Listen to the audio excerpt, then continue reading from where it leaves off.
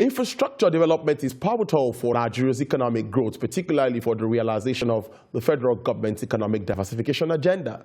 The lack of adequate fiscal revenue to finance infrastructure development has, however, left the Nigerian economy grossly in deficit in this area. Nigeria's infrastructure deficit is estimated at $100 billion annually, which is 189.77% above the 2021 federal budget, projected at $34.51 billion.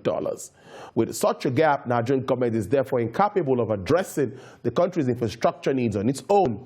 This has necessitated a shift towards public-private partnership in a bid to address the infrastructure deficit across the country.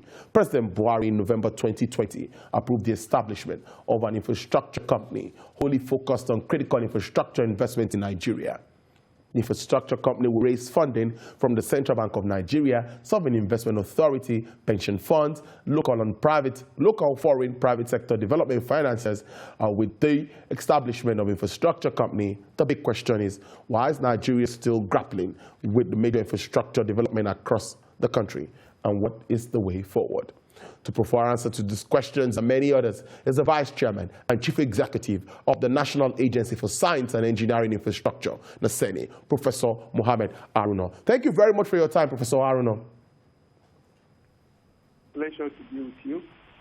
Yes, Prof. I'm going to start with the current deficit that we face in Nigeria as a country, even as we move into the new year. Yeah, let me wish you compliments of the season too. But how do we bridge this gap? Even as, like what I reeled out, our budgets cannot even address all of it. So where do we start from before we now move to some specifics? Well, compliment of the season to you. It's a pleasure. Wishing you also Happy New Year. You are right. It's a big challenge, and definitely the country cannot progress and develop. Difficulties of doing businesses and new investment is a challenge when the infrastructure is not there. The deficit is huge. It's not narrowing, it's actually expanding. Whatever investment we do in infrastructure to address the situation, it costs a lot in Nigeria to build a small infrastructure because everything about it is being imported. It's not indigenous development. The capacity and capability is not homegrown. And whatever infrastructure you are building today, by the time you need to replace it or to maintain it or to repair it, unfortunately, you still have to go foreign. In other words, until our infrastructural development is home conceived, home nurtured, home developed, using available manpower, we don't lack the manpower. Nigerians are doing very well elsewhere in the world. Even if someone comes to build our seaport, our airports, our railways, our high-rise building, whatever someone comes to do, he uses Nigerians to build it. But the conception, the design, and implementation is done elsewhere, not in Nigeria. So regardless of how much you put in, the sustainability is when Nigerians are involved in the conception, in the design, and in the implementation of this construction. You know, let's say that you must build a soft infrastructure too in order to have physical infrastructure. By this I mean you must have manpower, you must develop the human beings, because whatever infrastructure you build today, it will be outdated or out of model or out of fashion in the future. But if it is homegrown, you can be sure you will be able to do more by inventing to go with the global trend. Prof, very incisive one there. But because of this pressure, we've now seen government shift to public-private partnership. It's always a very sweet word. Everywhere you go, you hear PPP, and everybody thinks PPP. How well are we faring with PPP in this part of the world? Well, it is a welcome development to partner with the private sector in order to have collaborating with government in PPP arrangement. But the problem is what we are having in this part of the world. Elsewhere, PPP, the private sector and the government come as equal partner with equal things to share.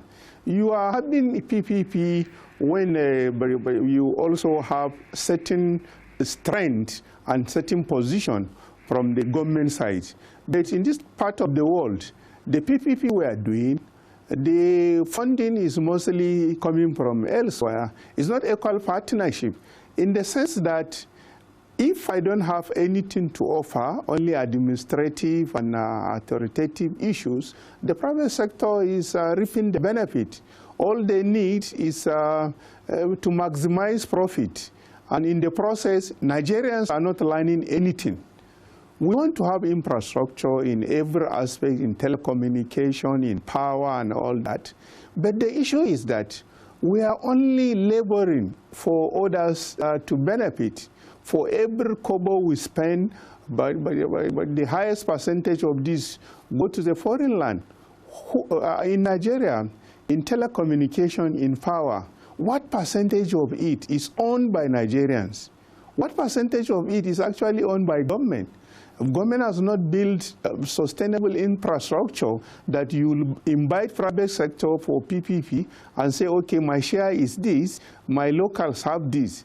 I mean, for every telephone call you make, from the handset to the communication network, the repeater stations, I mean, to the software, what percentage of it is developed by Nigerians? So the benefit for this is actually to the manufacturers. And if we continue like this, what that means is that for life, we'll continue to be consumers. We're not adding value to it. We are only consumers. So this is our worry. In this part of the world, the PPP is not equal partnership. The private sector is still the winner because even where you have the know-how, you have the technology, you have the well-trained Nigerians, but they are not given the adequate opportunities that they will have the lead. It's good to do PPP, but it's not in everything that will venture into PPP. Government must deliberately invest in certain infrastructure to mature it to a certain level, invite private sector and say, if you want to venture into this, develop your own. Don't hijack complete government infrastructure for privatization or commercialization.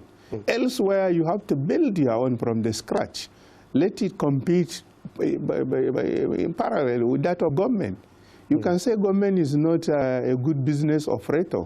I mean, elsewhere, but government have converted its facility into government-owned corporations, and they are performing. It can also perform in Nigeria, given the right avenue and platform to do that.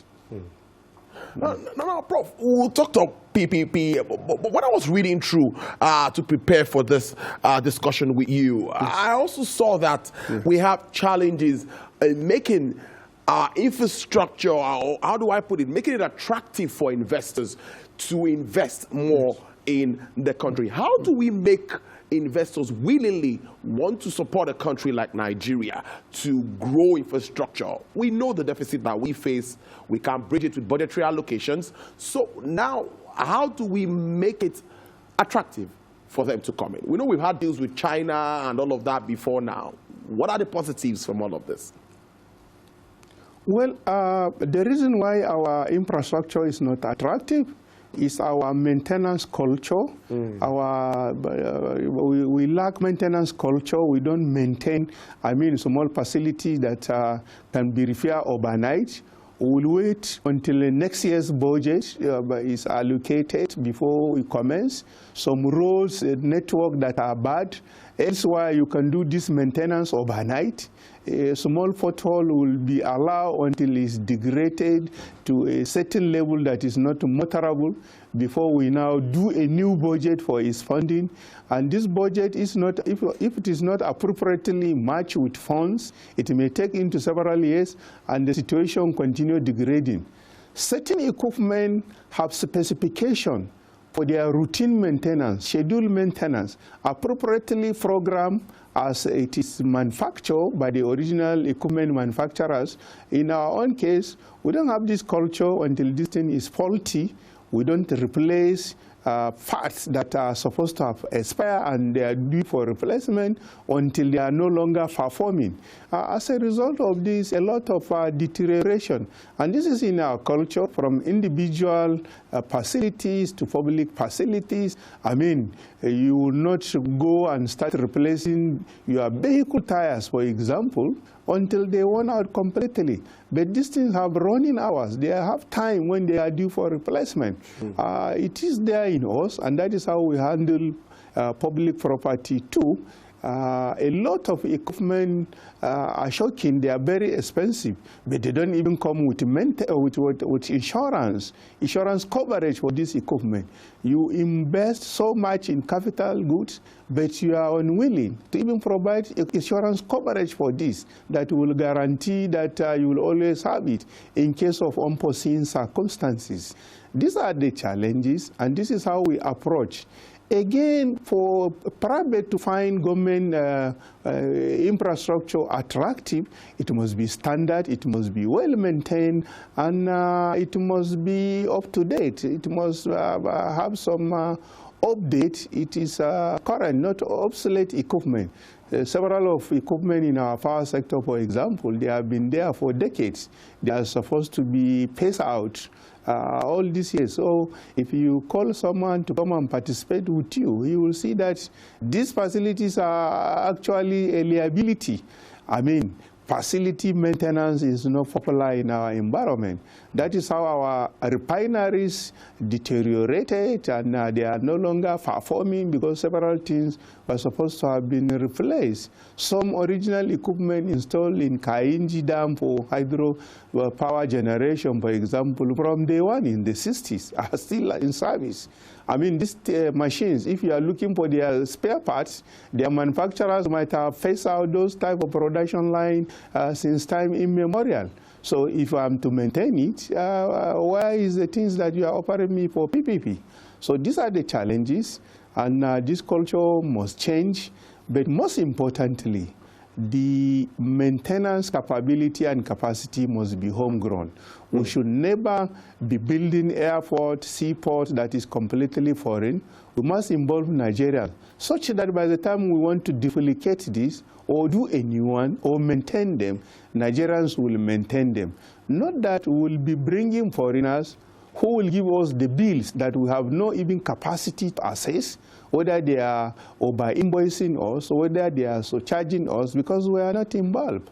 Whatever competitive bidding you brought about, if you don't have the know-how, you are supposed to have a local costing for you to know what actually are you negotiating. True. So Nigerians perform this very well elsewhere. Why not in Nigeria?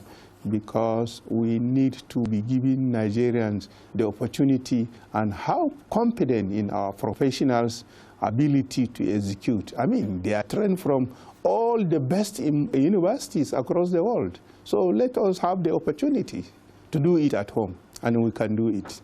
Okay, Prof, let's round off on this note. I know this one will be very interesting to you. In your agency, very strategic, National Agency for Science and Engineering Infrastructure, in 2 minutes, take us through what's been happening and what we should expect in 2021. Let's talk about that, Prof. Well, in 2021, there is no doubt that we have confidence and believe in God that is going to be better than 2020. We had some challenges in 2020, principally the COVID-19. But to us, it has brought in an opportunity to make us more innovative and more creative. And this is what we are taking into 2021.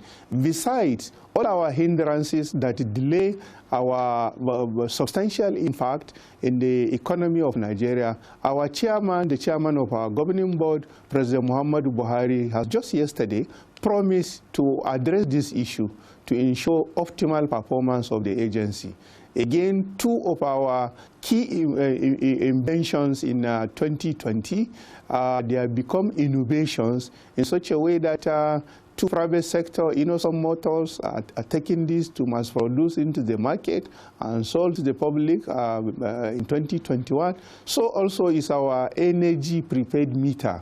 The winner of this bidding process is taking into the market 2021. God willing, we are entering 2021 with smiles, and we'll make Nigerians to smile more. Thank you very much. All right, Professor Mohammed Haruna there. He's the Vice Chairman and Chief Executive of the National Agency for Science and Engineering Infrastructure. Thank you very much for spending your Eve with us, so the New Year Eve with us. We appreciate it, and we hope to see you in the new year on the show again. It's a pleasure. I look forward to meeting you again. All right, thank you very much, Prof.